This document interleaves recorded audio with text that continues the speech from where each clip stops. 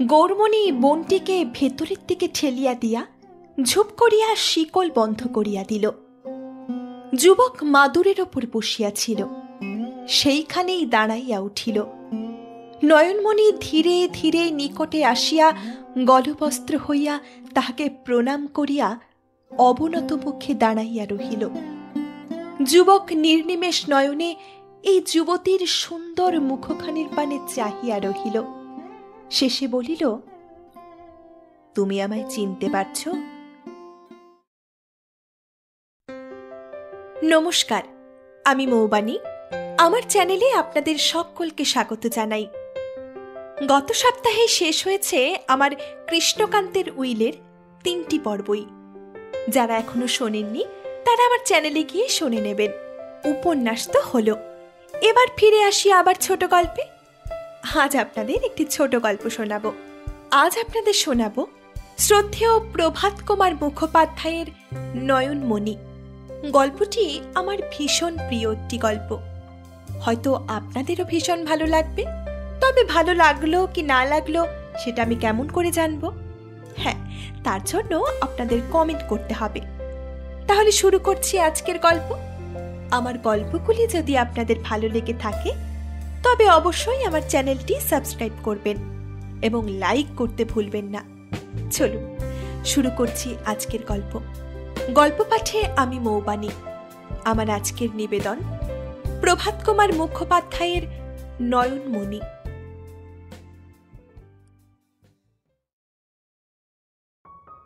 আশ্বিন মাস, বেলা 9টা বাজিয়াছে। আকাশে মেঘ করিয়া রহিয়াছে। কাশী বাঙালি টোলায় একটি ক্ষুদ্র পুরাতন গৃহে দ্বিতলের রন্ধনশালায় 15-16 বৎসর বয়স্কা একটি মেয়ে বঁটি পাতিয়া বসিয়া বসিয়া কুটনা কুটিতেছে। মেয়েটি সুন্দরী, চোখ দুটি বেশ ডাগর, কিন্তু যেন বড় বিষণ্ণ। পরিধানে একখানি চওড়া পার লাল শাড়ি। স্নান হইয়া গিয়াছে। আর্দ্র কেশগুলির অধিকাংশই পৃষ্ঠদেশে পড়িয়া রহিয়াছে। 2-4 গুচ্ছ স্কন্দ বেরিয়া সম্মুখে আসিয়া বক্ষের নিকট দুলিতেছে। 2 হাতে 2 গাছি ডায়মন্ড কাটা সোনার বালা আর কতগুলি রেশম চুড়ি।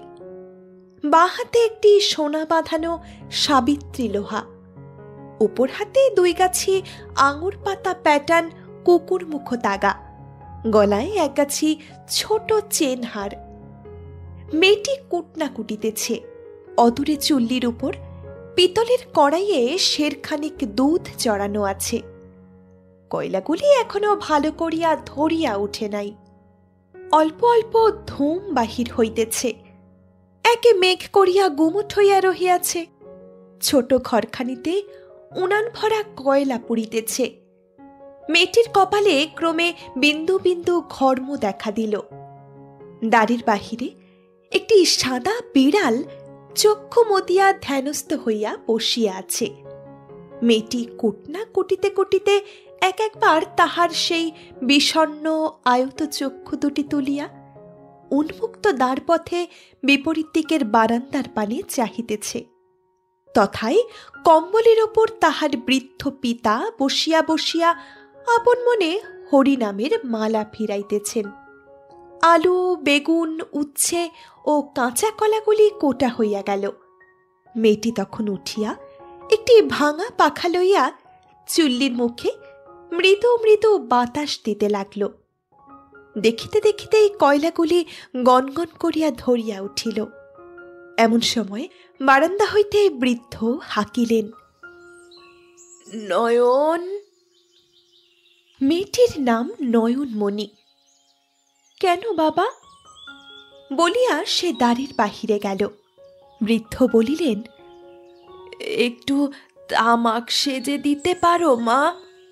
দি বাবা, বলিয়া নয়নমণি ক্ষিপ্র পদে অপর বারান্দায় পিতার শয়ন কক্ষে প্রবেশ করিল। তথা হইতে আবশ্যক উপকরণগুলি লইয়া আবার রান্নাঘরে আসিয়া তামাক সাজিতে বসিল। দুধটুকু ইতিমধ্যে ফুটিয়া উঠিল। নয়ন তখন তাড়াতাড়ি হাত ধুইয়া ফেলিয়া হাত দিয়া দুধ নাড়িতে লাগিল। ওদিকে তামাকু পিয়াসী বৃদ্ধ অধীর হইয়া উঠিয়াছেন, হাঁকিলেন, তামাক সাজা হলো? যাই বাবা বলিয়া নয়নমণি কলিকাটি উঠাইয়া লইয়া ফু দিতে দিতে পিতার নিকট উপস্থিত হইল। হুকাটি দাঁড়ের কোণে দাঁড় করানো ছিল, তাহাতে কলিকাটি বসাইয়া পিতার হস্তে দিল। বৃদ্ধ ধূমপান করিতে লাগিলেন। নয়ন জিজ্ঞাসা করিল, আপনার হরিনাম হয়েছে বাবা? হ্যাঁ হয়েছে। দুধও জাল হয়েছে, নিয়ে আসি। দাঁড়াও, তামাকটা আগে খেয়ে নি। আচ্ছা, আমি ততক্ষণ দুধটুকু জুড়োতে দিই গে বাবা বলিয়া নয়ন রান্নাঘরে চলিয়া গেল। বৃদ্ধ বসিয়া বসিয়া আরামে ধূমপান করিতে লাগিলেন।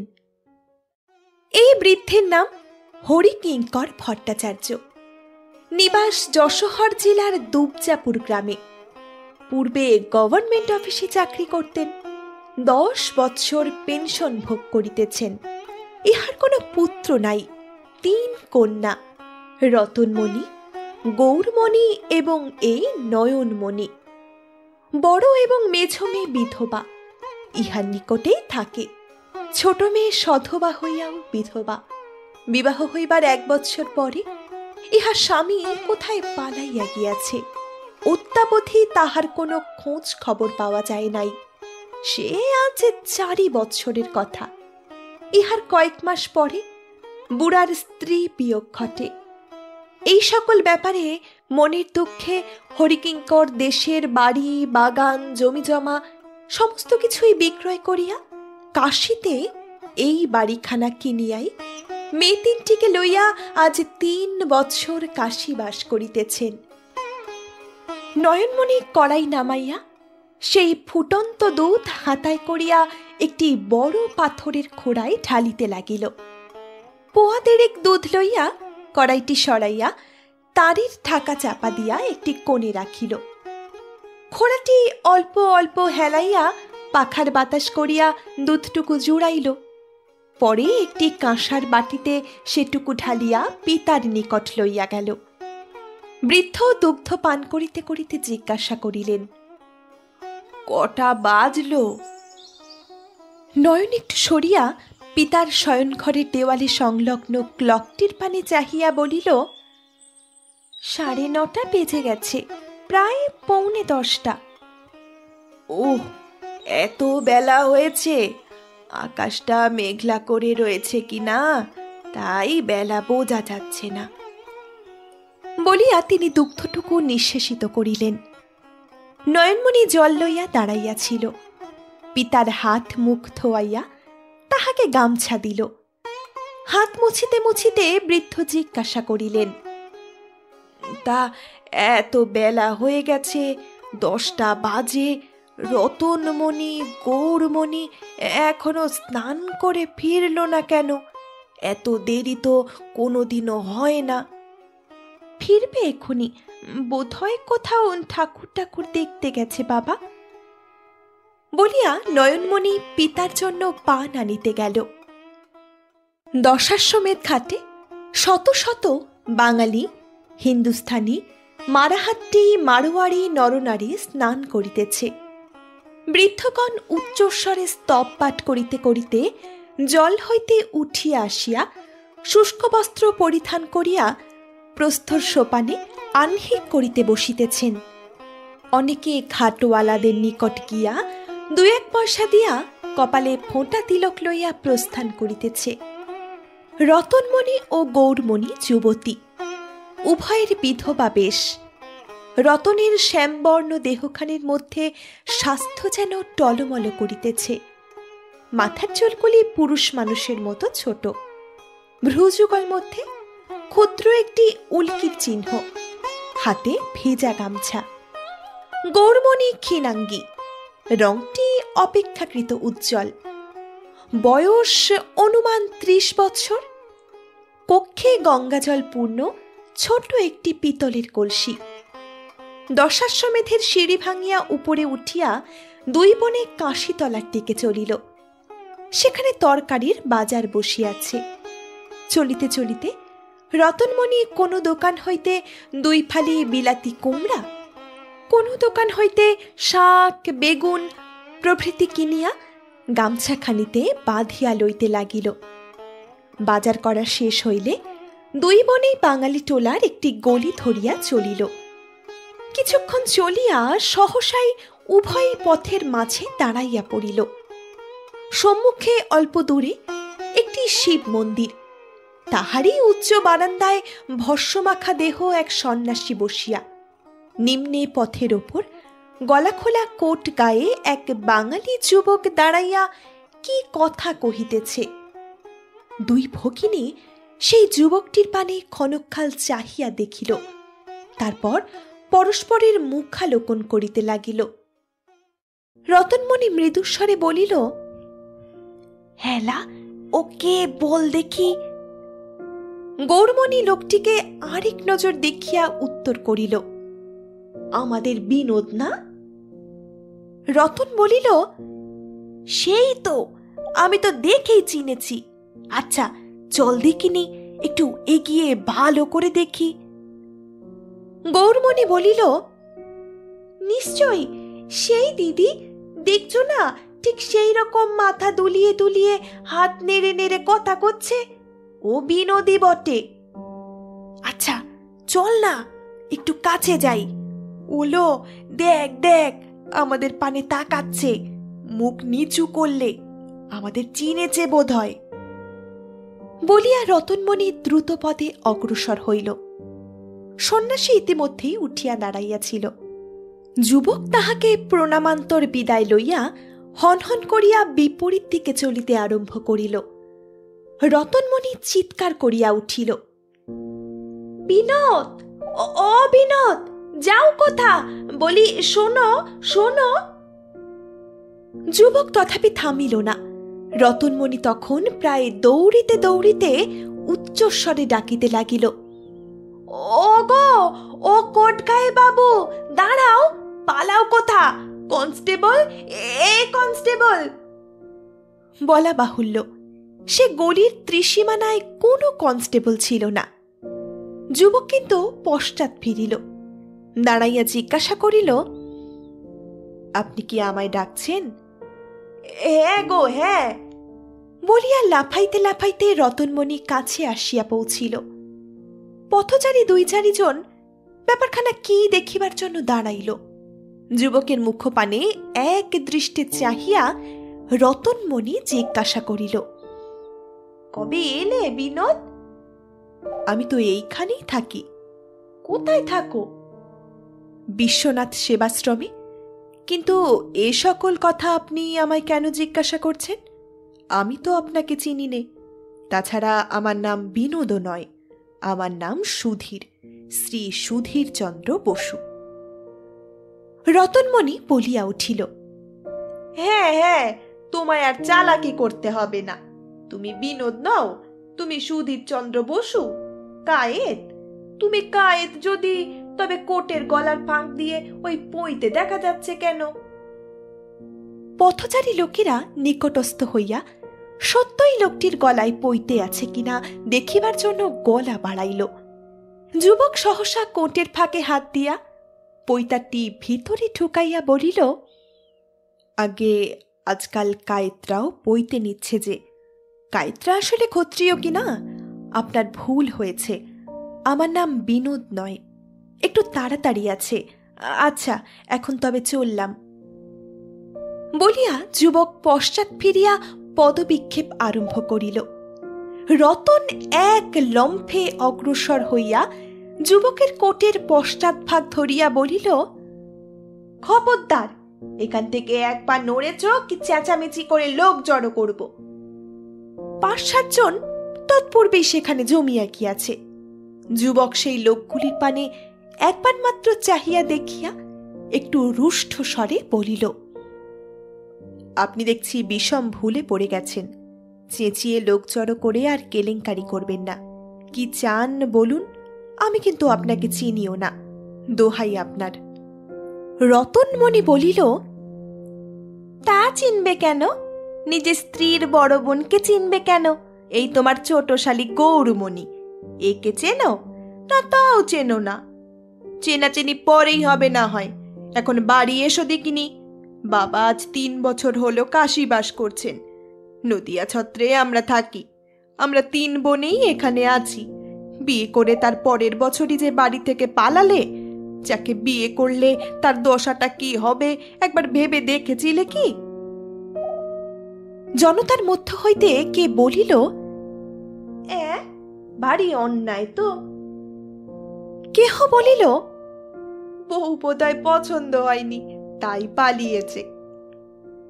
যুবক গম্ভীরভাবে বলিল, আপনি বলছেন আমি আপনার ছোট বোনকে বিয়ে করেছি? শুধু আমি বলবো কেন, গাঁ শুদ্ধ লোক সবাই বলবে যে তুমি আমার বোন নয়নমণিকে আজ 5 বছর হলো বিয়ে করেছ। যুবক ক্ষণমাত্র কি ভাবিল, তাহার পর মুখের বিরক্ত ভাব পরিবর্তন করিয়া জনতার থেকে সহাস্য নয়নে একবার নেত্রপাত করিল। তারপর ব্যঙ্গস্বরে বলিতে লাগিল, ওহো, তা জানতাম না। আমার ধারণা ছিল আমি অবিবাহিত। তা নামটি কি বললেন? নয়নমণি। নামটি মিষ্টি বটে। তা আমাকে ভগিনীপতি বলেই যদি আপনার পছন্দ হয়ে থাকে, আমি নিয়ে চলুন না। বেশ তো। নয়নমণি দেখতে কেমন বলুন দেখি, বয়সী বা কত? বলিয়া যুবক ঘাড় বাঁকাইয়া মৃদু হাস্য করিয়া রতনমণির দিকে চাহিল। জনতার মধ্য হইতেও হাসি টিটকিরি শোনা গেল। রতনমণি রাগে ফুলিতেছিল, তাহার নিঃশ্বাস জোরে জোরে পড়িতেছিল। প্রথম কয়েক মুহূর্ত সে কোনো কথা কহিতে পারিল না। অবশেষে তীব্র স্বরে বলিল, তোমার ওসব ন্যাকামি রাখো বলছি। তুমি কি ভেবেছ ওই রকম ইয়ার্কির কথা বললেই আমি ভয় পেয়ে যাব? মনে করব কি জানি, তাহলে এ বোধহয় আমাদের বিনোদ নয়। এই রত্নী বামনির চোখে ধুলো দিতে পারে এমন মানুষ এখনো জন্মায়নি, বুঝলে? জনতার মধ্য হইতে একজন চাপা গলায় বলিয়া উঠিল, হ্যাঁ হ্যাঁ, শক্ত ঘানি। যেদিক হইতে এই শব্দ আসিয়াছিল সেই দিকে একবার সরস কটাক্ষ করিয়া রতনমণি যুবককে বলিল, আচ্ছা, তুমি যদি বিনোদ নও তবে হাতটি একবার পাতো দেখিনি। কেন? হাত পাতবো কেন? কিছু দেবেন নাকি? হ্যাঁ দেব, হাত পাতো। ভাবছ কি? কোনো ভয় নেই, হাতটি পাতো না, পাতো পাতো। জনতার মধ্যে ঔৎসুক্য বশত একটা চাঞ্চল্য উপস্থিত হইল। যুবক হাত পাতিল। রতন ভগিনীর কলসি হইতে 1 অঞ্জলি গঙ্গাজল লইয়া যুবকের হাতে দিয়া বলিল, আচ্ছা, এইবার বলো, আমার নাম সুধীর চন্দ্র বসু, আমার নাম বিনোদ চাটুর্যের নয়। যুবক জল ফেলিয়া দিয়া কোঁচার খুঁটে হাতটি মুছিতে মুছিতে রুষ্টভাবে বলিল, শুনুন, আপনার ইচ্ছে হয় বিশ্বাস করুন, না ইচ্ছে হয় না করুন। কাশিতে গঙ্গাজল হাতে নিয়ে আমি দিব্যি করতে যাব কেন? হ্যাঁ, এখন পথে এসো চাঁদু। যা হোক, ধর্মবাইটা এখনো আছে দেখছি। আর কথা বাড়াচ্ছ কেন? চলো বাড়ি চলো। সমস্ত বউ তোমার, তাকে তুমি কি দোষে পরিত্যাগ করলে বলো দেখি? দিনে রেতে চোখে তার জল শুকোয় না, সোনার অঙ্গখানি কালি হয়ে গেছে। বিশ্বাস না হয় নিজের চোখে তাকে একবার দেখবে চলো। দেখুন, এখন তো আমার সময় নেই। আপনারা এখন বাড়ি যান, ঠিকানাটা বরং বলে দিয়ে যান। আমি ও বেলা আসবো। এখন নদে 76, তাই তো? কত নম্বর? রতন ভেঙাইয়া বলিল, আর নম্বরে কাজ নেই। নম্বর জেনে নিয়ে ও বেলা উনি আসবেন। আমায় কচি খুকিটি পেয়েছে কিনা। জনতা হইতে একজন বলিয়া উঠিল, চেরো না বামুন গিন্নি, মতলব ভালো নয়, ফাঁকি দেবে। একজন বখাটে যুবক গাহিয়া উঠিল, ফাঁকি দিয়ে প্রাণীর পাখি উড়ে গেল, আর এলো না। ইহাদের প্রতি সরস কটাক্ষপাত করিয়া যুবকের দিকে ফিরিয়া রতন স্বাভাবিক স্বরে বলিল, দেখো, ওসব চালাকি রাখো। ভালো চাও তো আমার সঙ্গে বাড়ি এসো, নইলে আমি পুলিশ ডাকবো, তা কিন্তু বলে দিচ্ছি। আমি এখন কিছুতেই আপনার সঙ্গে যেতে পারবো না, আপনি পুলিশই ডাকুন আর যাই ডাকুন, বলিয়া সে গম্ভীর হইয়া দাঁড়াইয়া রহিল। যদিও সেই ছোট গলি, তথাপি আগে পিছে আশেপাশে এতক্ষণে অন্তত 15-20 জন লোক জমা হইয়া পড়িয়াছিল। একজন বলিয়া উঠিল, আহা, জানি না মশাই, মেয়ে মানুষটি কি রকম, দেখেই আসুন না। হায় হায়, আমাদের কেউ ডাকে না রে। রতন দেখিল এখানে দাঁড়াইয়া এমন করিয়া কথা কাটাকাটি করিয়া আর কোনো লাভ নাই। জনতা বাড়িতেছে এবং তাহারা অপমানসূচক মন্তব্য করিতেও আরম্ভ করিয়াছে। ধীর পানে যুবকের পানে চাহিয়া জিজ্ঞাসা করিল, তুমি কোথায় আছো বললে? অগস্ত্যকুণ্ডে, বিশ্বনাথ মিশনের সেবাশ্রমে। আপনি বিশ্বাস করুন, ও বেলা আমি আসব। এখন আমায় রেহাই দিন, দোহাই আপনার, দেখছেন তো। বলিয়া যুবক জনতার দিকে নেত্রপাত করিল। রতন বলিল, নিশ্চয়ই আসবে। আমরা থাকি D-26 নম্বর নদিয়া চত্বরে। 3 সত্যি করো যে আসবে। 3 সত্যি করছি, আসবো আসবো আসবো। ওবেলা 5টার সময় নদী চত্বরে আপনার D-26 নম্বর বাড়িতে আসব। আপনাদের বাড়িতে অন্য লোকেরাও আছেন তো, তারা বোধহয় আমায় দেখলেই বুঝতে পারবেন যে আমি আপনাদের বিনোদ নই। তখন আমায় রেহাই দেবেন তো? রতন বলিল, পরের কথা পরে হবে। আমি বিশ্বনাথ সেবাশ্রম চিনি। যদি না আসো, 5টার পর আমি কিন্তু সেখানে গিয়ে ঘোর হাঙ্গামা বাঁধিয়ে দেব। গলায় গামছা বেঁধে তোমায় হির হির করে টেনে নিয়ে আসবো। রত্নী বামনি সোজা মেয়ে নয়। আচ্ছা, আসবো আসবো, এখন বাড়ি যাই, বলিয়া যুবক গমনোদ্যম করিল। রতন বলিল, আর একটা কথা, কোন দিকে মুখ করে রয়েছ বলো দেখি। কেন, দক্ষিণ দিক। বাবা বিশ্বনাথের মন্দির এখান থেকে খাড়া দক্ষিণ। বাবার মন্দিরের দিকে মুখ করে দাঁড়িয়ে আমি ব্রাহ্মণ কন্যে। আমার সম্মুখে তুমি 3 সত্যি করেছ, সেটি মনে রেখো। আমি আর এই হাটের মাঝে দাঁড়িয়ে তোমায় কি বলবো, এখন তুমি জানো আর তোমার ধর্ম জানে। শেষের কথাগুলি বলিতে বলিতে রতনের গলার স্বর যেন ভারী হইয়া উঠিল। তাহার চক্ষু দুইটি ছলছল করিতে লাগিল। ঠিক আসব, D-26 নম্বর নদিয়া চত্বর। প্রণাম, বলিয়া যুবক জনতা ভেদ করিয়া প্রস্থান করিল। 2 ভগিনীও বিষণ্ণ মনে গৃহাভিমুখে চলিল। কন্যাদ্বয়ের নিকট সমস্ত বৃত্তান্ত শ্রবণ করিয়া বৃদ্ধ হরিকিঙ্কর সন্দিগ্ধভাবে মস্তক সঞ্চালন করিতে করিতে বলিলেন, আসতে তো বললে, কিন্তু সে যদি বিনোদ না হয়। রতনমণি গৌরমণি উভয়ই জোর করিয়া বলিল, সে যে বিনোদ তাহাতে কিছুমাত্র সন্দেহ নাই। কিন্তু অত করে তোমরা বললে, তবু শেষ পর্যন্ত নাম পরিচয় সে স্বীকার করছে না কেন? তা তো করবেই না বাবা, তার মনে একটা বৈরাগ্য হয়েছিল, তাই না সে সংসার ছেড়ে পালিয়েছে। ভাবলে এরা যদি এখন আমায় বিনোদ বলে চিনতে পারে, তাহলে ধরপাকড় আরম্ভ করবে। আবার কি শেষে সেই সংসার বন্ধনে বাঁধা পড়ে যাব? তাই মিথ্যে করে বলছে আমি সুধীর বোস। বৃদ্ধ একটু হাসিয়া বলিলেন, সাধু পুরুষ, সংসার বন্ধনে বড় ভয়, কিন্তু মিথ্যেটি মুখে আটকায় না। কিন্তু তাহার এ ব্যঙ্গের ভাব অধিকক্ষণ রহিল না। আবার গম্ভীর ও দুশ্চিন্তাগ্রস্ত হইয়া পড়িলেন। গৌরমণি বলিল, আর একটা কথা ভেবে দেখুন বাবা, সত্যি যদি সে সুধীর বোস হতো, তাহলে দিদি যখন তার হাতে গঙ্গা জল দিয়ে বললে, বলো আমি সুধীর বোস, আমি বিনোদ নই, তখন সে গঙ্গা জল ফেলে দিয়ে হাত মুছে ফেললে কেন? বৃদ্ধ ওষ্ঠধয় কুঞ্চিত করিয়া বলিলেন, পাগলি, ওতেই কি প্রমাণ হলো সে বিনোদ? কাশী হেন স্থান, এখানে গঙ্গা জল হাতে নিয়ে দিব্যি করে সত্যি কথা বলতেও অনেকের আপত্তি থাকতে পারে। বেশ করে ভেবে চিনতে দেখো, শেষকালে 14 পুরুষকে নরকে ডোবাসনে যেন।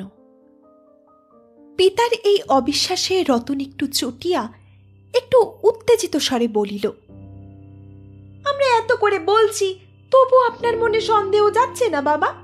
আমাদের কি ধর্মাধর্ম জ্ঞান নেই একেবারে? আমি এক গলা গঙ্গা জলে দাঁড়িয়ে বলতে পারি সে আমাদের বিনোদ। কন্যাকে কুপিত দেখিয়া হরিকিঙ্কর বলিলেন, 5 বছর আগে তোমরা তাকে দেখেছিলে, সেই বা কদিন? মাঘ মাসে বিয়ে হলো, জ্যৈষ্ঠী মাসের ষষ্ঠী বাটা এসেছিল, 3টি দিন তো মোটে ছিল, তারপর জন্মাষ্টমীর ছুটিতে একবারে এসেছিল, 1 দিন না 2 দিন ছিল বুঝি? গৌর বলিল, 1 দিন 1 রাত ছিল। বৃদ্ধ বলিলেন, তবেই তো বোঝো, 3 দিন আর 1 দিন, এই হলো 4 দিন। এই তো তার সঙ্গে তোমাদের পরিচয়। আমি বরঞ্চ তাকে তোমাদের চেয়ে বেশি বার দেখেছি। যখন ছেলে দেখতে গিয়েছিলাম, তারপর আশীর্বাদের সময়, তারপর বিয়ের পর যখন নয়নকে সেখান থেকে আনতে গিয়েছিলাম। সে যাই হোক, আসবে তো বলেছে, আসুক, দেখি। আপনিও তাকে দেখলেই চিনতে পারবেন বাবা, তবে আগেকার চেয়ে মাথায় একটু ঠেঙ্গা হয়েছে, রংটাও যেন একটু ফর্সা হয়েছে। পশ্চিমে রয়েছে কি না, কিন্তু সেই চোখ, সেই মুখ, সেই গলার স্বর, সেই কথা বলবার ভঙ্গি। পিতাকে সযত্নে আহার করাইয়া, নিজেরা খাইয়া, সংসারের সমস্ত কাজকর্ম সারিয়া, গৌর ও নয়ন পাশের ঘরটিতে গিয়া 3 মনের জন্য 3খানি মাদুর বিছাইয়া শয়নের উদ্যোগ করিল।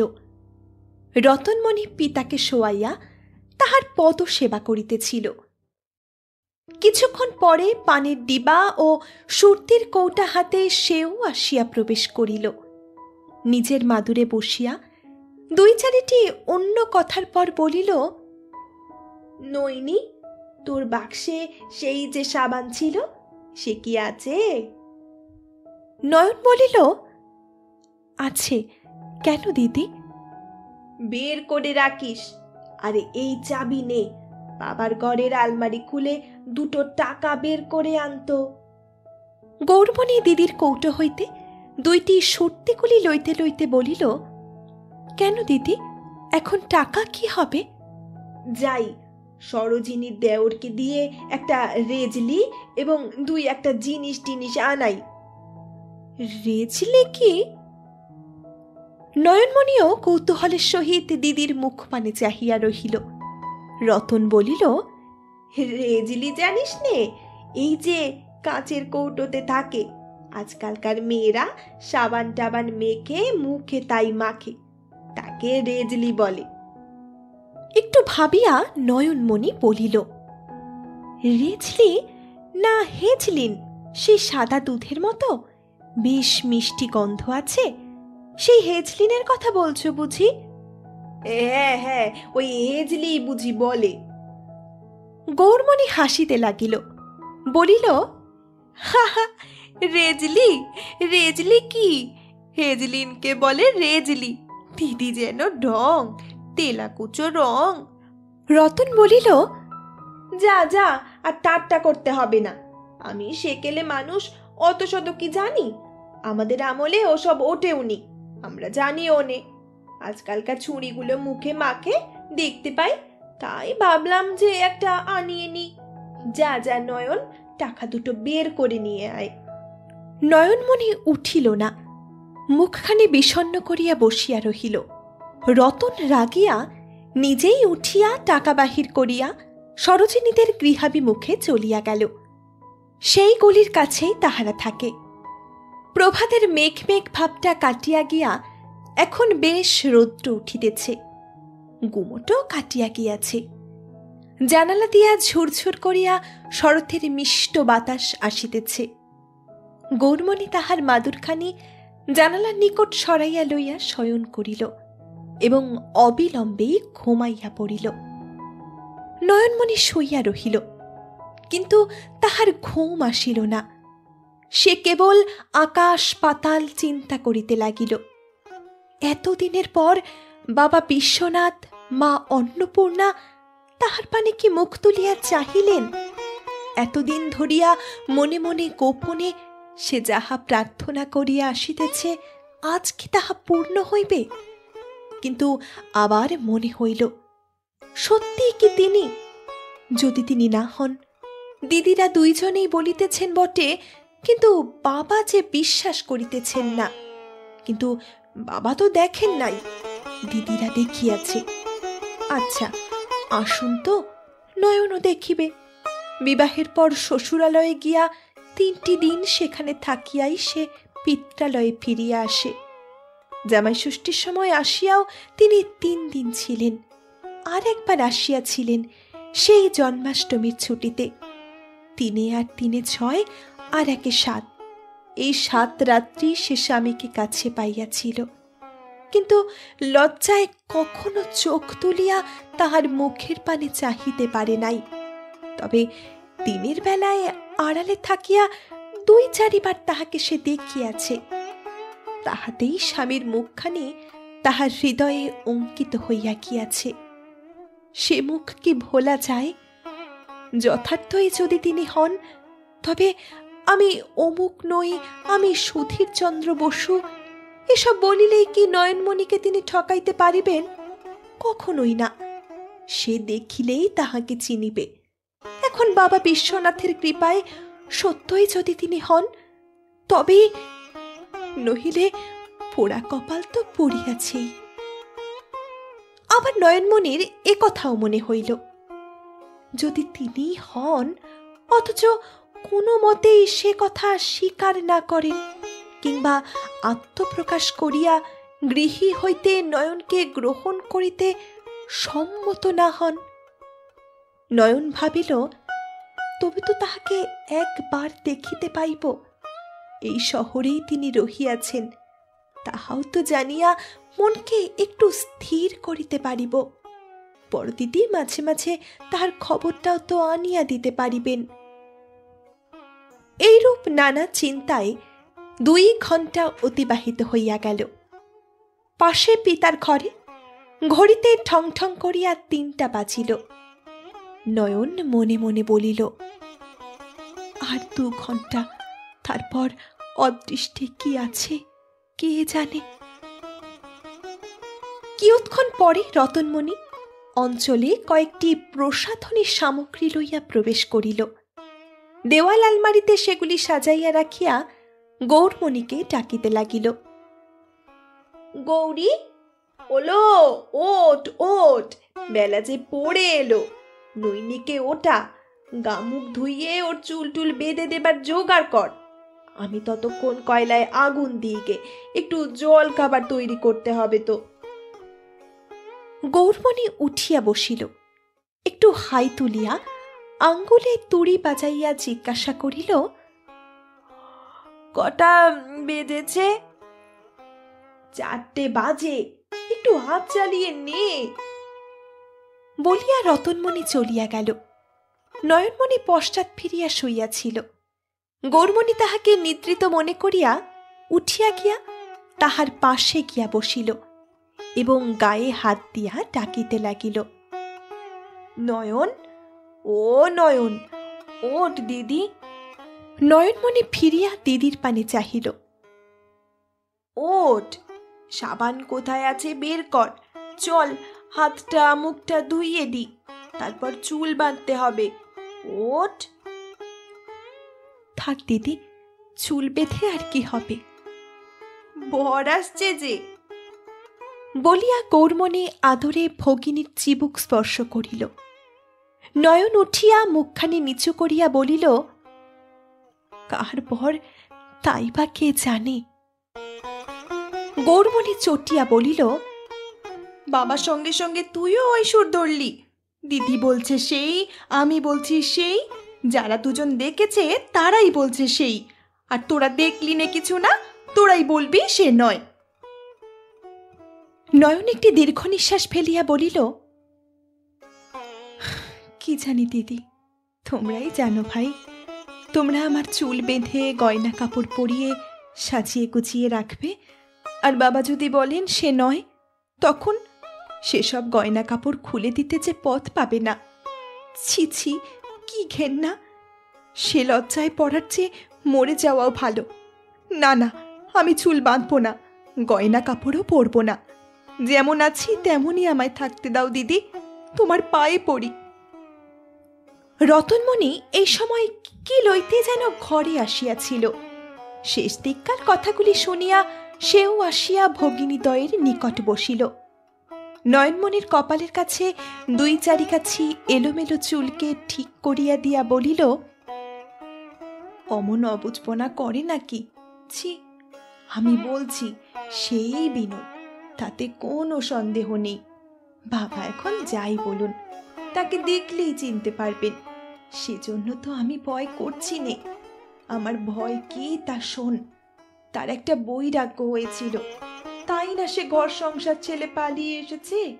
সে কি অমনি মনে এক কথায় আবার সংসার ধর্মে আসতে চাইবে?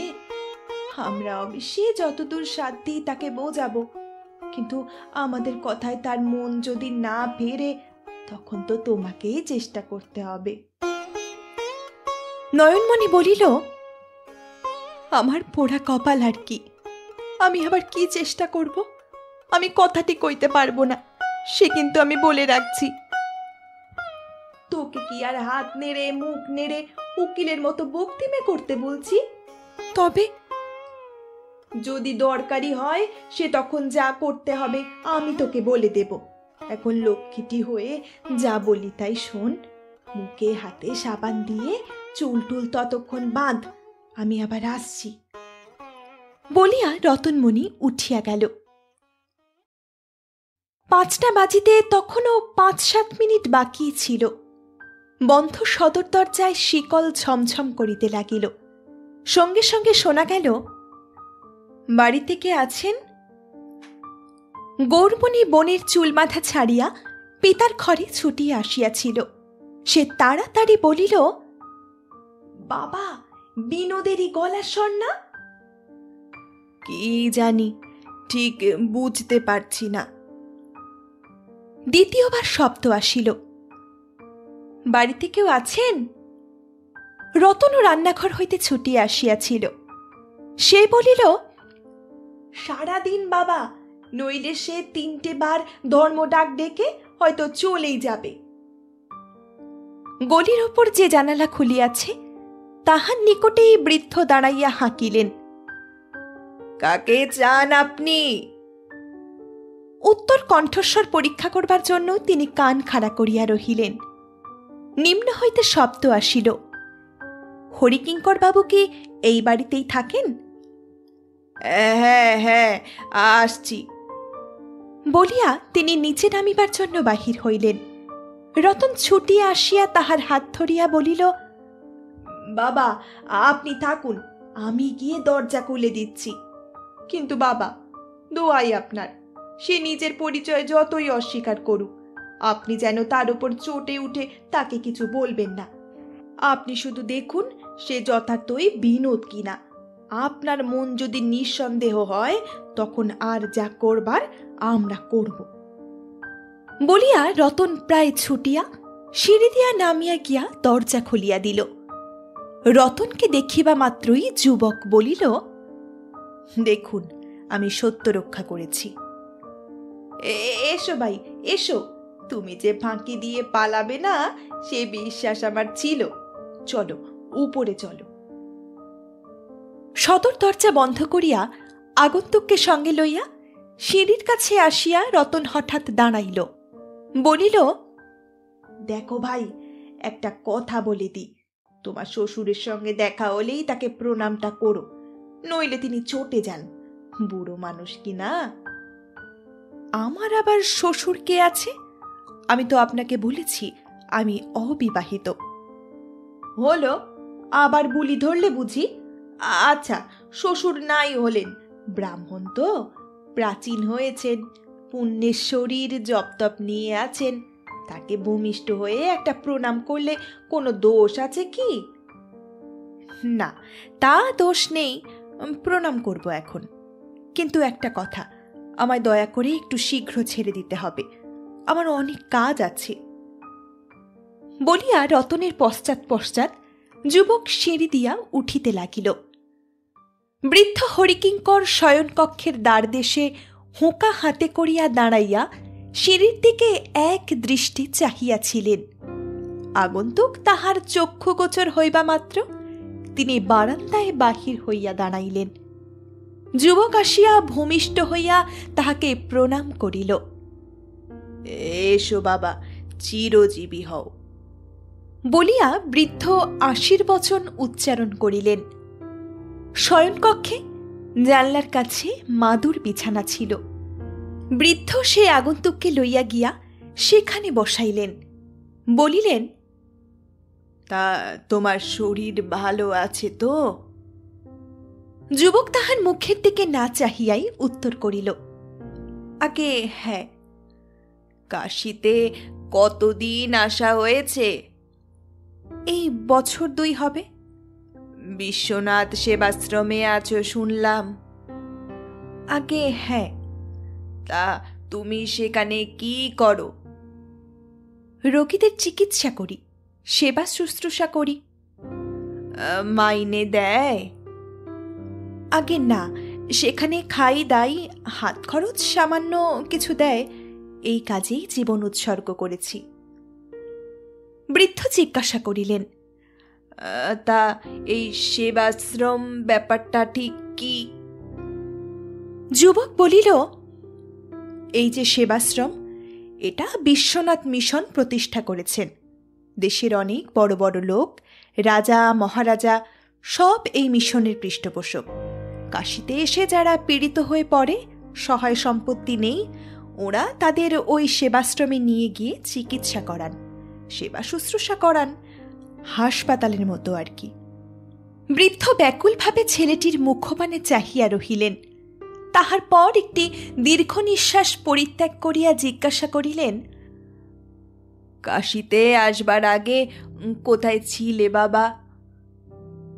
নানা স্থানে ঘুরে বেড়াতাম। তোমার বাপ মা বেঁচে আছেন?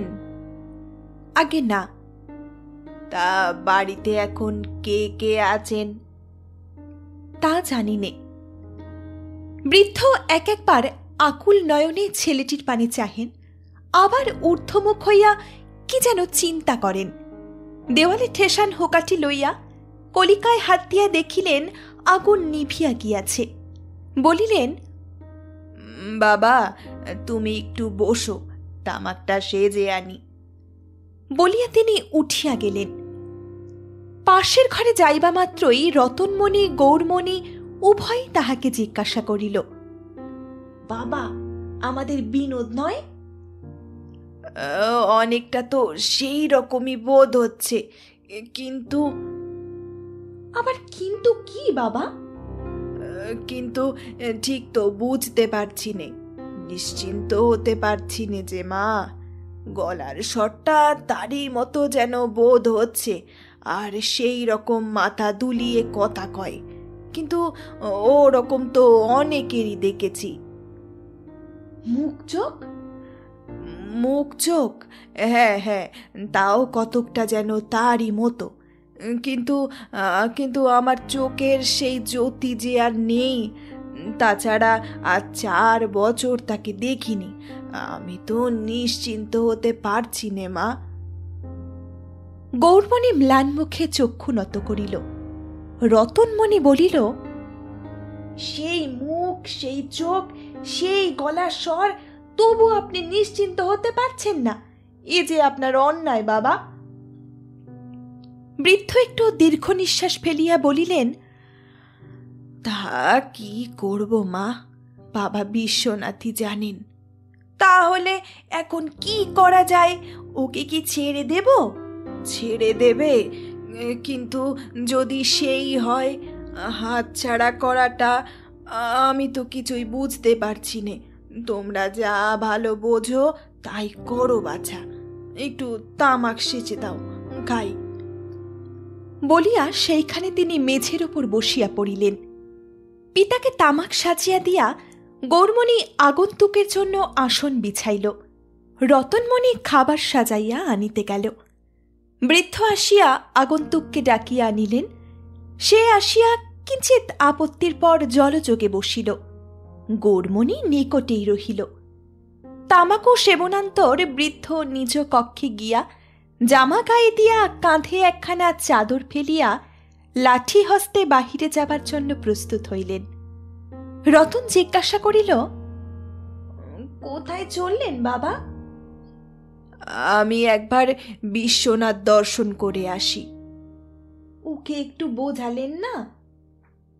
তোমরাই বোঝাও, যা ভালো হয় করো। আমরা তো বোঝাবো, কিন্তু সে শুনবে কি? আপনি থাকলে। না না, সে আমি পারবো না। আমার মনটা ভারী অশান্ত হয়েছে। আমি এখন মন্দিরে গিয়ে বাবার পায়ের কাছে কিছুক্ষণ বসে থাকব বলিয়া তিনি অগ্রসর হইলেন। রতন তাহার পথ আগলাইয়া বলিল, শুনুন বাবা, আমাদের মনে কিছুমাত্র সন্দেহ নেই যে এই বিনোদ। আমরা দুই বোনে বুঝিয়ে সুঝিয়ে যদি না পারি, তবে একটা মতলব ঠাউরেছি। আপনার হুকুম পেলেই তা করতে পারি। কি বলো? নয়নকে ওর সঙ্গে একবার দেখা করিয়ে দিই। আমাদের কথায় যদি ওর মন না গলে, নয়নের মুখখানি দেখেও গলতে পারে। দেখুক কি মহা নিষ্ঠুরের কাজ সে করেছে। তা আপনি কি বলেন? বৃদ্ধ বলিলেন, নয়নের সঙ্গে দেখা করিয়ে দেবে বলছো? সেটা কি ঠিক হবে? কি জানি, একটু ভাবি, দাঁড়াও। দূর হোক গে, আমার মাথায় ঘুলিয়ে গেছে। দুর্বল মাথা, বুদ্ধিও দুর্বল। হরি হে, সে তোমরা যা হয় করো। বেশ করে বুঝে দেখো, যদি মনে তোমাদের কোনো সন্দেহ না থাকে তবে দেখা করাও। আচ্ছা, নয়নকে একবার এখানে ডাকো। রতন গিয়া নয়নকে লইয়া আসিল। বৃদ্ধ ব্যাকুল নেত্রে মেয়ের অবনত মুখখানির প্রতি চাহিয়া তাহার মস্তকে হস্তার্পণ করিয়া কম্পিত কণ্ঠে বলিলেন, বাবা বিশ্বনাথ তোমার রক্ষা করুন।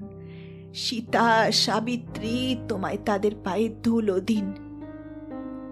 বলিয়া তিনি দ্রুতপদে সিঁড়ির দিকে অগ্রসর হইলেন। রতন ছুটিয়া গিয়া জিজ্ঞাসা করিল, আপনি কখন ফিরবেন বাবা? আরতির পর।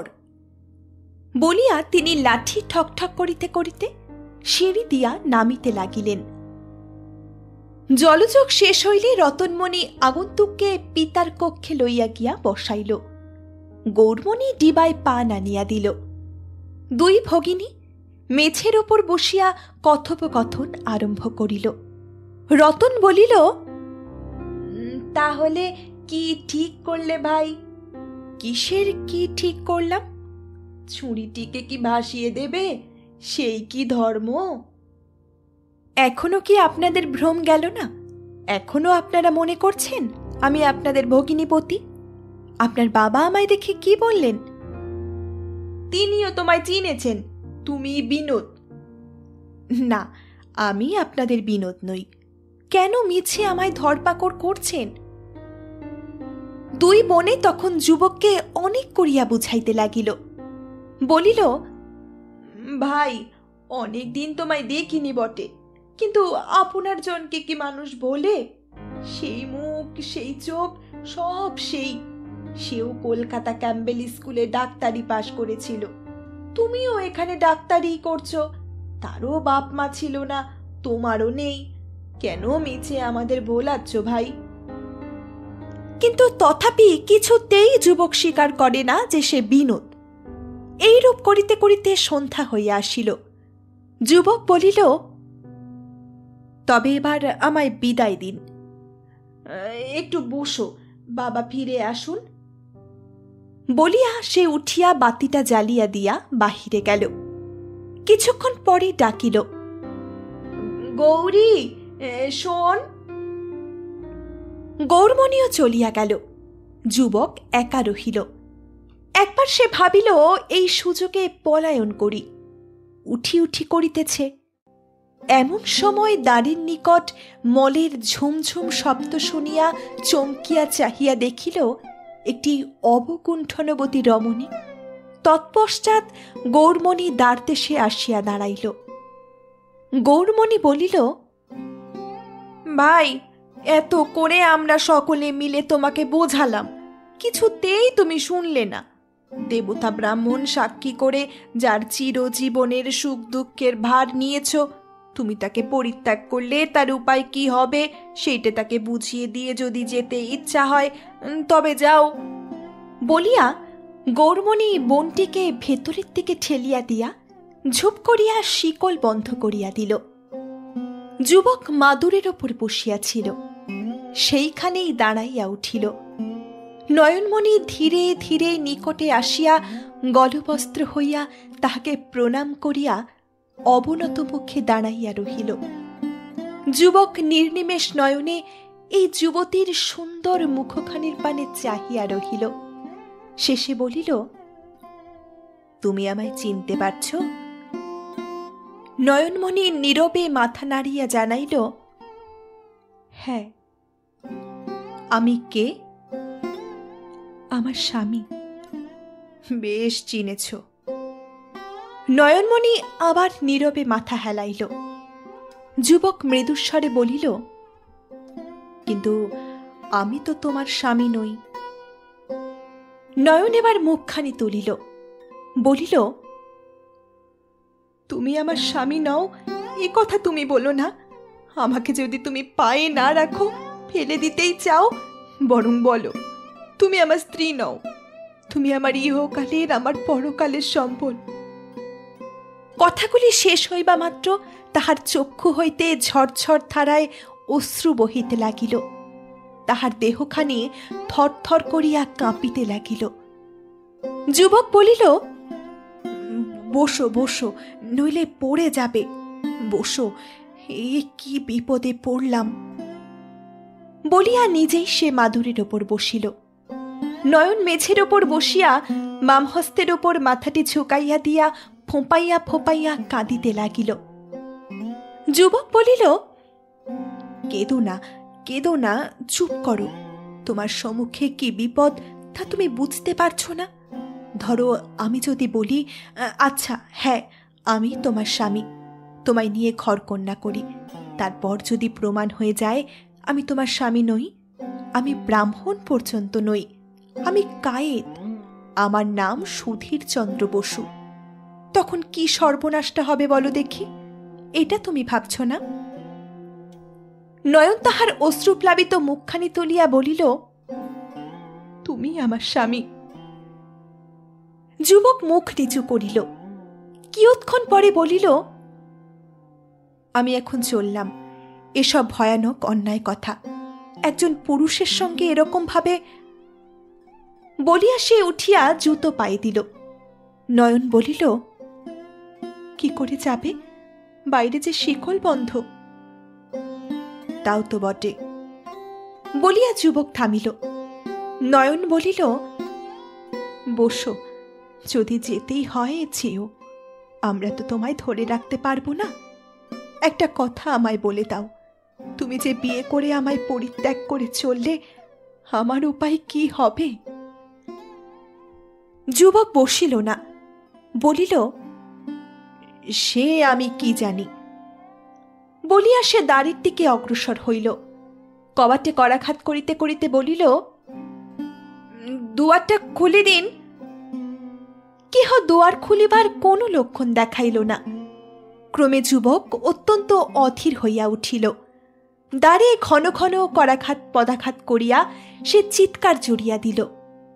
তখন রতনমণি আসিয়া শিকল খুলিল। যুবক বলিল, এরকম সব ভারী অন্যায় আপনাদের, আমি চললাম। রতনমণি বলিল, সেইটাই কি তোমার ধর্ম হলো? আমার ধর্ম আমি জানি বলিয়া যুবক হনহন করিয়া বাহির হইয়া গেল।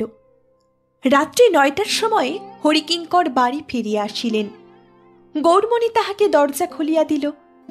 বৃদ্ধ জিজ্ঞাসা করিলেন, কি হলো? গৌরমণি সিঁড়ি দিয়া উঠিতে উঠিতে পিতাকে সকল কথা বলিতে লাগিল। বৃদ্ধ নিজ শয়নকক্ষে আসিয়া জামা জুতা ছাড়িয়া হস্তপদাতি ধৌত করিতে করিতে আনুপূর্বিক সমস্ত কথা শুনিয়া বলিলেন, এখন বোধ হচ্ছে আমার মনে যা সন্দেহ ছিল সেইটাই ঠিক। সে আমাদের বিনোদ নয়।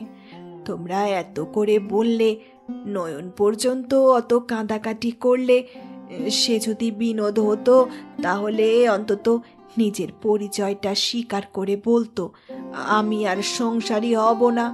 কেন তোমরা আমায় নিয়ে এত আকিঞ্চন করছো? যা হোক, নয়নকে সে ছোঁয়নি তো? গৌর বলিল, নয়নের কাছে শুনলাম সে মাদুরে বসেছিল, নয়ন নিচে ছিল, প্রণাম করেছিল, তাও পায়ে হাত দেয়নি। ভাগ্যিস ছোঁয়নি। কাল তোমরা যখন গঙ্গা স্নান করতে যাবে, নয়নকেও নিয়ে যেও, ও যেন একটা ডুব দিয়ে আসে। ছি ছি ছি, লজ্জার কথা। বাবা বিশ্বনাথ ধর্ম রক্ষা করেছেন। বলিয়া বৃদ্ধ ওর উদ্দেশ্যে প্রণাম করিলেন। কার্তিক মাসের মাঝামাঝি একদিন বেলা ৯টার সময় বৃদ্ধ হরিকিঙ্কর সেই মাত্র সন্ধ্যাহ্নিক শেষ করিয়া কন্যা প্রদত্ত ঈষদুষ্ণ দুগ্ধপানে প্রবৃত্ত হইয়াছেন। নয়ন সেখানে দাঁড়াইয়াছিল। এমন সময় নিম্নে উঠান হইতে শব্দ শুনিতে পাইল। এ দাই বাবু হ্যায় ক্যা? দাই বলিল, বাবু উপর মে যাও না। নয়ন বারান্দার প্রান্তে রেলিংয়ের নিকট গিয়া নিচে চাহিল। যাহা দেখিল তাহাতে তাহার মাথা ঘুরিয়া উঠিল। ১ মাস পূর্বে স্বামী বলিয়া শাস্ত্রু নয়নে যাহার পদপ্রান্তে সে বৃথা লুটাইয়াছিল, সেই আবার আসিয়াছে। সিঁড়িতে জুতার শব্দ হইবা মাত্রই নয়ন তাড়াতাড়ি রান্নাঘরে গিয়া আশ্রয় লইল। যুবক আসিয়া পৌঁছিবা মাত্রই হরিকিঙ্কর চিৎকার করিয়া উঠিলেন, কে? যুবক জুতা খুলিতে খুলিতে বলিল, আগে আমি। বলিয়া ঠিপ করিয়া তাহাকে একটা প্রণাম করিল। কে জিজ্ঞাসা করিলেও পূর্বেই বৃদ্ধ তাহাকে চিনিয়াছিলেন এবং তাহাকে দেখিয়া জ্বলিয়া উঠিয়াছিলেন। কোনো আশীর্বাদ না করিয়া কঠোর স্বরে বলিলেন, তা এ মেয়ে ছেলের বাড়ি, কোনো খবর না দিয়ে হঠাৎ তুমি ঢুকে পড়লে কোন আক্কেলে? তাহার মুখভঙ্গি দেখিয়া যুবক একটু শঙ্কিত হইল। বলিল, নিচে দাই বাসন মাজছিল, তাকে জিজ্ঞাসা করলাম, সে বললে আপনি বারান্দায় বসে আছেন। যা হোক, আমার দোষ হয়ে গেছে, মাপ করবেন। এ কথায় বৃদ্ধের মন যেন একটু নরম হইল। তিনি বলিলেন, আচ্ছা আচ্ছা, বসো। তা এখন কি মনে করে এসেছ? আজ আপনার কাছে সেদিনের অপরাধীর আমি ক্ষমা চাইতে এসেছি। আমায় আপনি মাপ করুন। কেন? ক্ষমা কিসের? নিজের পরিচয় গোপন করার অপরাধ। আপনারা সেদিন এত করে আমায় বললেন, আমি তখন কিছুতেই স্বীকার করলাম না যে আমি আপনার জামাই বিনোদ। আমার ভারী অপরাধ হয়ে গেছে, আমায় মাপ করুন। বলিয়া সে মুখখানি নিচু করিয়া রহিল। বৃদ্ধ ওষ্ঠযুগল গুটাইয়া ব্যঙ্গ ভরে বলিলেন, সেদিন অত সাদাসাদি কিছুতেই স্বীকার করলে না যে তুমি বিনোদ।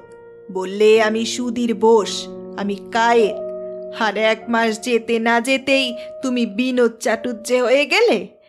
হঠাৎ এ মতটা বদলাবার কারণটা শুনতে পাই কি?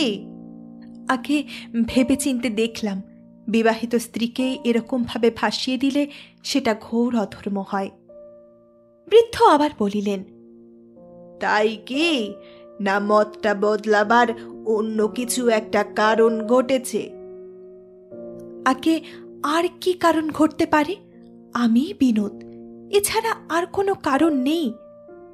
বৃদ্ধ কয়েক মুহূর্ত যুবকের পানে তাচ্ছিল্যভাবে চাহিয়া থাকিয়া বলিলেন, তা তুমি যে বিনোদ, তার প্রমাণ? যুবক মুখ তুলিল, বলিল, 1 মাস আগেই আপনারা সকলেই আমাকে নিঃসন্দেহে বিনোদ বলেই চিনেছিলেন। এর বেশি আর কি প্রমাণ হতে পারে? বৃদ্ধ ঘাড় নাড়িতে লাগিলেন, বলিলেন, আমি তখন তাই মনে করেছিলাম বটে, তা আমি স্বীকার করি। তবে গোড়া থেকেই মনে একটু সন্দেহ যে ছিল না তা নয়। বাপু হে, তুমি যদি সত্যি আমার জামাই বিনোদ হতে, তবে সেই দিনই স্বীকার করতে। অত করে আমরা সবাই তোমায় সাদাসাদি করলাম, মেয়েটা পর্যন্ত তোমার কাছে গিয়ে কেঁদে মাটি ভিজিয়ে দিলে। তুমি সত্যি বিনোদ হলে সেরকম করে কখনোই তাকে ফেলে যেতে পারতে না। বামুন কায়েতে তো পারেই না, চণ্ডালেও পারে কিনা সন্দেহ। যুবক কিছুক্ষণ নীরবে বসিয়া রহিল। শেষে একটি দীর্ঘ নিঃশ্বাস ফেলিয়া বলিল, কাজটা আমি চণ্ডালের মতোই করেছি বটে, তা স্বীকার করি। যা হয়ে গেছে তা তো আর চারা নেই। এখন কি হলে আপনার মনের সন্দেহ যায় তাই বলুন। আমার সব কথা জিজ্ঞাসা করুন, আমাদের গ্রামের কথা, আত্মীয় স্বজনের কথা, আপনার যা ইচ্ছে হয় জিজ্ঞাসা করুন। বৃদ্ধ কয়েক মুহূর্ত লোকটার পানে এক দৃষ্টে চাহিয়া থাকিয়া ব্যঙ্গ ভরে জিজ্ঞাসা করিলেন, বেনারস ব্যাংকে তোমার কি কোনো আলাপি বন্ধু বান্ধব চাকরি করে? না। কেন? তাই বলছি, ব্যাংকে আমার যে 1000 কয়েক টাকা আছে, সে খবরটি কি করে পেলে তুমি? তা বলো দেখি বাপু। আগে সেসব কোনো খবরই তো আমি জানি নে, আর সে খবরই আমার দরকারি। বাকি দরকারি যদি নেই, তবে তুমি কি লোভে আজ আমার জামাই সেজে এসেছো শুনি? তোমার চালাকি কি আমি কিছুই বুঝতে পারছি না ভেবেছ? এই সময়ের মধ্যে দেশে গিয়ে সব সুলুক সন্ধান খবর বার্তাগুলি জেনে এসেছো, যাতে আমরা তোমায় কোনো কথা জিজ্ঞাসা করলে ঠকে না যাও। জোচ্চোর কাহেকা। এ কথা শুনিয়া যুবক একটু গরম হইয়া একটু উচ্চকণ্ঠে বলিল, ও কি কথা বলছেন আপনি? আমি জোচ্চোর? বৃদ্ধ রাখিয়া বলিলেন, তুই জোচ্চোর, তোর বাপ জোচ্চোর, তোর 14 পুরুষ জোচ্চোর, নিকালই আসে। বলিয়া তিনি কম্পিত হস্তে সিঁড়ির দরজার দিকে অঙ্গুলি নির্দেশ করিলেন। যুবক উঠিলেন, জুতা পরিতে পরিতে বলিল, অন্যায় সন্দেহ করে আমায় তাড়ালেন, শেষে পস্তাতে হবে এর জন্যে। হয় হবে, তুমি সরে পড়ো। রাগে কাঁপিতে কাঁপিতে যুবক সিঁড়ি দিয়া নামিয়া গেল। বাটির বাহির হইয়া গলির মধ্যে অল্প দূর অগ্রসর হইতেই দেখিল, রতনমণি গৌরমণি দুইজনেই গঙ্গাস্নান করিয়া গামছায় তরি তরকারি বাঁধিয়া ফিরিতেছে। যুবক নিকটস্থ হইয়া বলিল, দিদি, আমার অপরাধ তোমরা ক্ষমা করো। সেদিন তোমাদের সঙ্গে আমি বড়ই কুব্যবহার করেছি। আমি তোমাদের বিনোদ। যুবকের কথার স্বর ও ভাবভঙ্গি দেখিয়া উভয় ভগিনী আশ্চর্য হইয়া তাহার মুখের দিকে চাহিল। রতন বলিল, তা যাচ্ছ কোথা? বাড়ি চলো। বাড়িতেই গিয়েছিলাম, বাবা আমার কথা বিশ্বাস করলেন না, তিনি আমায় অপমান করে তাড়িয়ে দিয়েছেন। বলো কি? কি বললেন তিনি?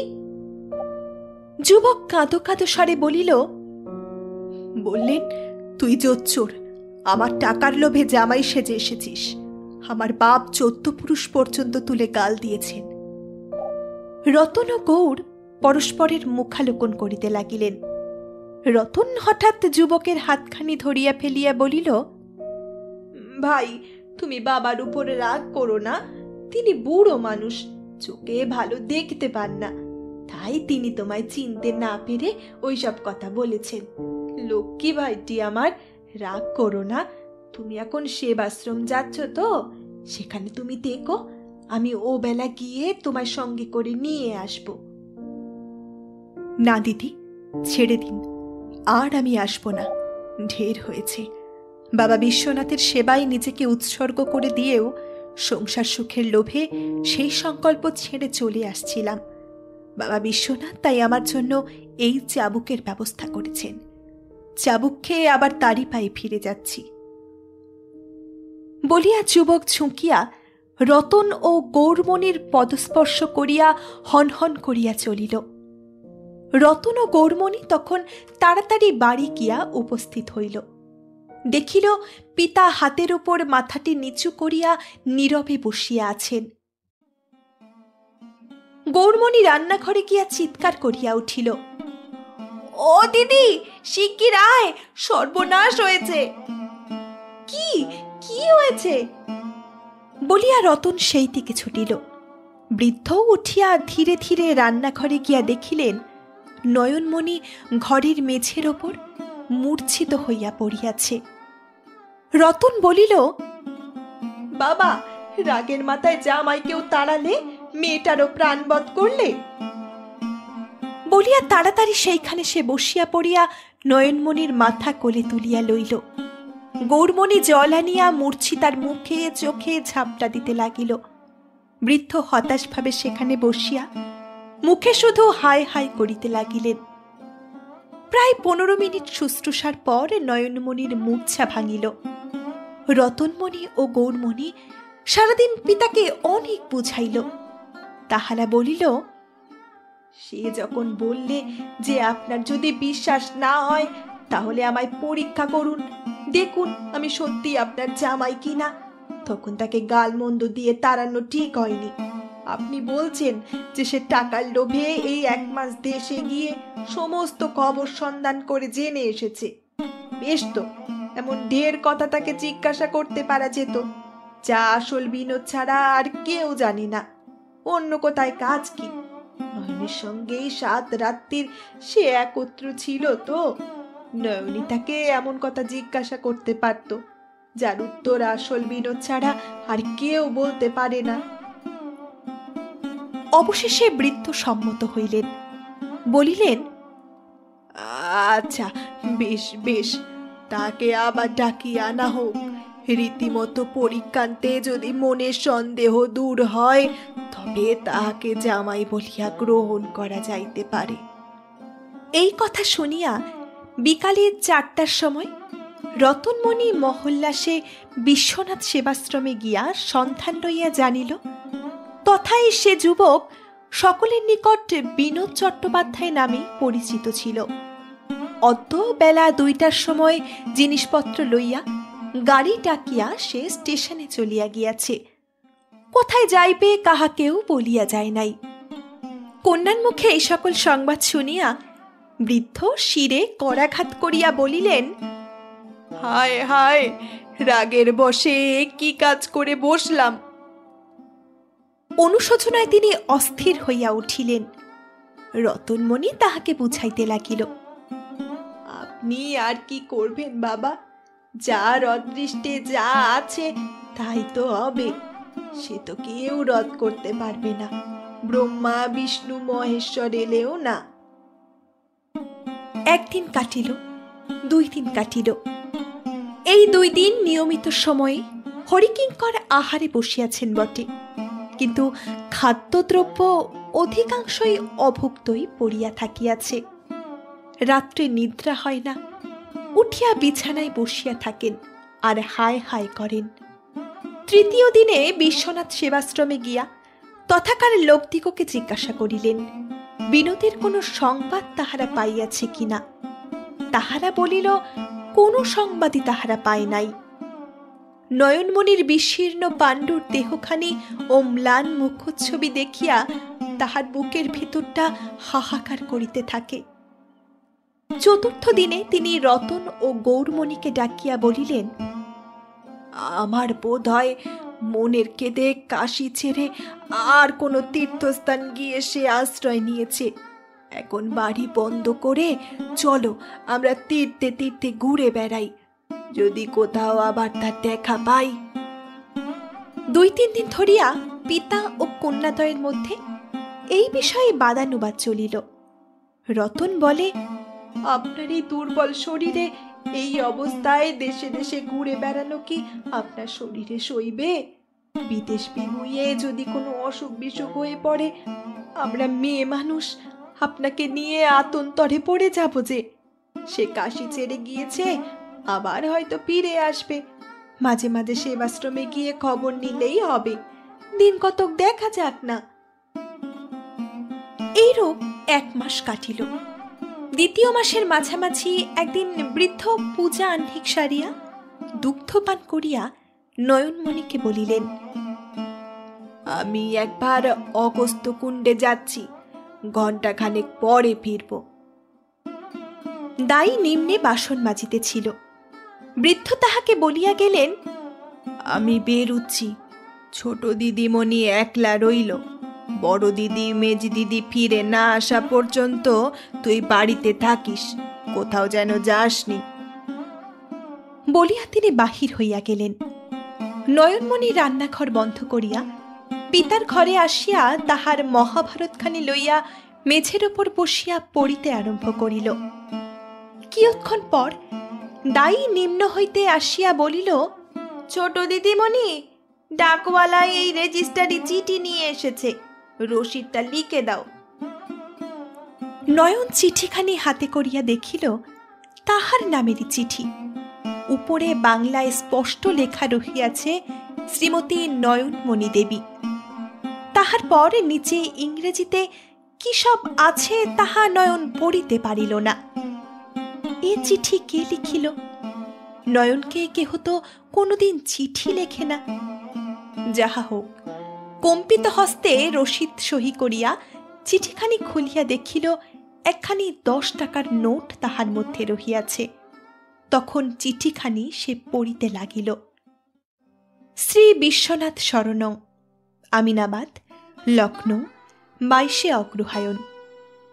নয়নমণি, তুমি আমার এ পত্র পাইয়া বোধহয় আশ্চর্য হইবে, কারণ বিবাহের পর 5 বৎসরের মধ্যে কখনো আমি তোমাকে কোনো পত্র লিখি নাই, এই প্রথম।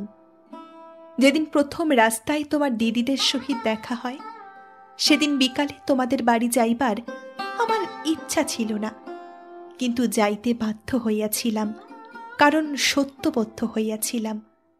এবং দ্বিতীয়ত, আমি না যাইলে বড় দিদি সেবাশ্রমে গিয়া উপস্থিত হইবেন বলিয়া শাসাইয়া রাখিয়াছিলেন। সেবাশ্রমে সকলেই আমার প্রকৃত পরিচয় জ্ঞাত ছিল, সুতরাং ধরা পড়িতাম। সেদিন বিকালে আমি তোমাদের কাশীর নদিয়া ছত্তরের বাড়িতে গিয়া মহাপাষণ্ডের মতো তোমাদের সকলের অনুরোধ উপেক্ষা করিয়া কিছুতেই স্বীকার করি নাই যে আমি সেই বিনোদ। তুমি যখন আমার কাছে বসিয়া কাঁদিয়াছিলে, তখন একবার আমার ইচ্ছা হইতেছিল যে স্বীকার করি, কিন্তু আমি বাবা বিশ্বনাথের সেবায় নিজ জীবনকে উৎসর্গ করিয়াছিলাম। গৃহী হইলে আমার ব্রতভঙ্গ হইবে, এই ভাবিয়া তখন অনেক কষ্টে নিজেকে সংবরণ করিয়া সেখান হইতে চলিয়া আসিলাম বটে, কিন্তু যে ব্রতের জন্য তোমাদের সহিত এমন নিষ্ঠুর ব্যবহার করিয়া আসিলাম, সে ব্রতে আমি আর মন দিতে পারিলাম না। সারাদিন কেবল তোমার সেই অশ্রুপূর্ণ চক্ষু 2টি স্মরণ হয়। যে কাজে নিজেকে নিয়োগ করিয়াছিলাম, সে কাজে আর মন লাগে না। তোমার সেই মুখখানি, সেই কথাগুলি কেবলই মনে পড়ে, আর বুকের মধ্যে কেমন হু হু করিতে থাকে। কাজের মধ্যে ঝাঁপাইয়া পড়িয়া তোমায় ভুলিতে চেষ্টা করি, কিন্তু বৃথা সেই চেষ্টা। কেবলই মনে হয় দিন দুঃখী ও আর্তের সেবা শুশ্রূষার জন্য আমি নিজেকে উৎসর্গ করিয়াছি বটে, কিন্তু আমি ধর্মসাক্ষী করিয়া তাহাকে চিরজীবন রক্ষা করিবার ভার গ্রহণ করিয়াছিলাম। তাহার উপায় কি করিলাম নিজ ধর্মপত্নীকে চির দুঃখে ডুবাইয়া আমি এ কি ধর্ম পালন করিতে বসিয়াছি? 1 মাস কাল নিজের মনে অনেক বিচার করিয়া দেখিলাম, আমি যাহা করিতে প্রবৃত্ত হইয়াছি তাহা ধর্ম নয়, ঘোর অধর্ম। তাই সেদিন 9টার সময়ে নিজ প্রকৃত পরিচয় দিয়া তোমাদের কাছে ক্ষমা প্রার্থনা করিয়া আবার গৃহবাসী হইবার অভিপ্রায়ে তোমাদের বাড়ি গিয়াছিলাম। বাবার সঙ্গে আমি যখন বসিয়া কথা কহিতেছিলাম, তখন রান্নাঘর হইতে তোমার চক্ষু দুইটি একবার মাত্র দেখিতে পাইয়াছিলাম। বাবা আমার সহিত কিরূপ ব্যবহার করিয়াছিলেন তাহা তো তুমি সকরণে সমস্তই শুনিয়াছ। তাহার পর মনের ধিক্কারে সেখানে হইতে আমি চলিয়া আসি। পথে দিদির সহিত দেখা হয়, তাহাদের কাছে ক্ষমা প্রার্থনা করিয়া আসিয়াছি। কেবল তোমার কাছে ক্ষমা প্রার্থনা করিবার সুযোগ আমি পাই নাই, এই পত্রেই তাহা করিতেছি। তুমি সেদিন আমায় বলিয়াছিলে, আমি তোমার স্ত্রী না হই, তুমি আমার স্বামী। তোমার স্বামীর পূর্ব আচরণের সমস্ত অপরাধ তুমি ক্ষমা করো, তোমার নিকটে এই আমার প্রার্থনা। আমি এখানে বলরামপুর হাসপাতালে ডাক্তারি চাকরি গ্রহণ করিয়াছি। তোমার বাবা আমায় তাড়াইয়া দিলেও আমি তোমার স্বামীই রহিলাম। যদি কখনো আমার সহিত সাক্ষাৎ করিতে ইচ্ছা করো, আমার কাছে আসিতে চাও, তবে লিখিও, আমি তাহার ব্যবস্থা করিব। আমার প্রথম উপার্জন হইতে 10টি টাকা এই পত্রের মধ্যে তোমায় পাঠাইয়া দিলাম। তুমি গ্রহণ করিলে সুখী হইব এবং আমার উপার্জনও সার্থক হইবে। কিন্তু কি জানি, বাবা যদি এ টাকা তোমায় লইতে না দেন, তবে বিশ্বনাথ সেবাশ্রমে ইহা পাঠাইয়া দিও। তুমি যে আমায় পত্র লিখিবে এই আশা করা আমার পক্ষে দুরাশা মাত্র। আমি মাঝে মাঝে তোমায় চিঠি লিখিব।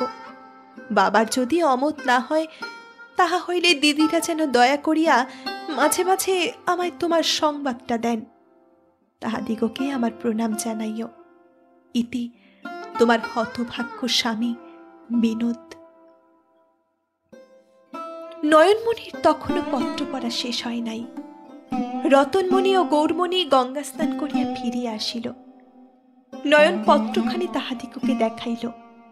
গৌরমণি বলিল, বাবা এলে তাকে এ চিঠি দেখিয়ে কালই আমরা সকলেই লখনৌ যাই, চল। অল্পক্ষণ পরেই বৃদ্ধ হরিকিঙ্কর হাঁপাইতে হাঁপাইতে বাড়ি আসিয়া বলিলেন, ওরে রত্নী, আমার আলমারিটা খোল দেখি চট করে। কেন বাবা, কি হয়েছে? বলিয়া রতন চাবি বাহির করিল। বৃদ্ধ অধীর হইয়া বলিলেন, ওরে খোল খোল, কথা পরে হবে এখন। রতনমণি আলমারি খুলিবা মাত্রই বৃদ্ধ তাড়াতাড়ি তাহার একটা স্থান হইতে 1 বান্ডিল পুরাতন কাগজ টানিয়া বাহির করিলেন। তাহার মধ্যে খুঁজিতে খুঁজিতে বিনোদের লেখা 5 বৎসরের পুরাতন একখানি পত্র পাওয়া গেল। সেই পত্রখানি খুলিয়া বৃদ্ধ নিজ পকেট হইতে একখানি তাজা পত্র বাহির করিয়া মিলাইতে লাগিলেন। কন্যাদ্বয়কে বলিলেন, দেখ দেখি, দেখ দেখি, এই চিঠি এক হাতের লেখা নয়। রতনমণি গৌরমণি নূতন পত্রখানি তুলিয়া দেখিল, তাহাও বিনোদ লখনৌ হইতে সেবাশ্রমে লিখিয়াছে। বেতন পাইয়া আশ্রমের সাহায্যকল্পে পত্র মধ্যে 10টি টাকা পাঠাইয়া দিয়াছে। বৃদ্ধ বলিলেন, আজ ওদের ওখান থেকে খোঁজ নিয়ে শুনলাম একটু আগেই তারা এই চিঠি পেয়েছে।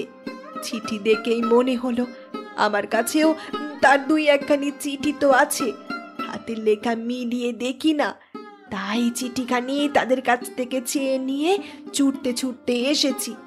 আমার তো ভালো নজর হয় না, তবু মনে হচ্ছে 2 লেখায় 1।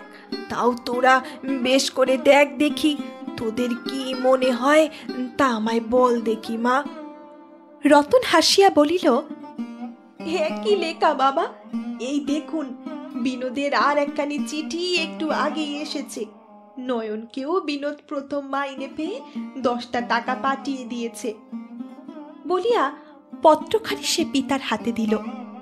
বৃদ্ধ পত্রখানি হাতি লইলেন, কিন্তু পড়িলেন না। ফিরাইয়া দিয়া বলিলেন, জয় বাবা বিশ্বনাথ, এমনই কৃপা যেন চিরদিন থাকে বাবা। তাহার দুই চক্ষু দিয়া দরদর ধারায় আনন্দাশ্রু প্রবাহিত হইতে লাগিল। পরদিন সকলে মিলিয়া লখনৌ যাত্রা করিলেন।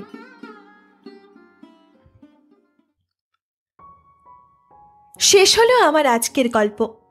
শ্রদ্ধেয় প্রভাত কুমার মুখোপাধ্যায়ের নয়নমণি গল্পটি আপনাদের কেমন লাগলো সেটি কিন্তু অবশ্যই আপনারা কমেন্ট করে জানাবেন। গল্পগুলি যদি আপনাদের ভালো লেগে থাকে তবে আমার চ্যানেলটিকে সাবস্ক্রাইব করতে ভুলবেন না। চলুন, দেখা হচ্ছে পরের দিন নতুন কোনো গল্প নিয়ে। ততক্ষণ আপনারা সকলেই সুস্থ থাকবেন, ভালো থাকবেন। নমস্কার।